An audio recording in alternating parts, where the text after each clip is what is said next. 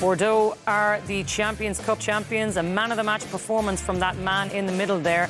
Maxime Lucu leading his side to ultimate glory, and by all accounts looks like he's going to be leading the sing-song with that crew in the crowd right for the night. And why wouldn't he? Because French rugby are right on top again. How do they keep doing it, Bernard?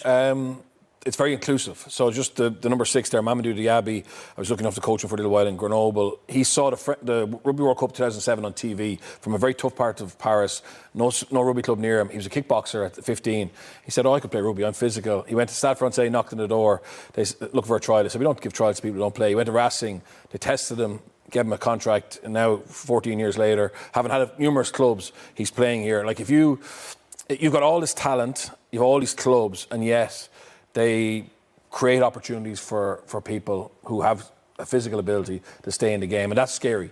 You know, when you look at our pathway, it's very traditional. We haven't really opened up the game to different areas as much as we could have. Obviously, we're competing with soccer GA, but they're competing with basketball, handball, and soccer as well. But the rugby clubs there are very inclusive, and they want to bring through talent, and they're willing to spend time trying to develop them. That's the difficulty now for Irish clubs and everyone else, Jamie, that we are chasing this model that maybe is unattainable in some ways. Yeah, they've more players, more clubs, more entry points into the game. And to Bert's point, if you don't make it in one club, you can kind of bounce around numerous clubs to kind of find your spot. While in Ireland, there's 4 professional clubs.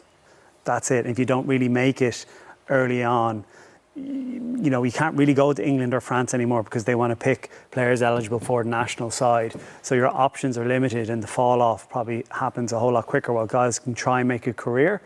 And it's kind of scary because the same thing happens in England. They can bounce around a certain amount of clubs.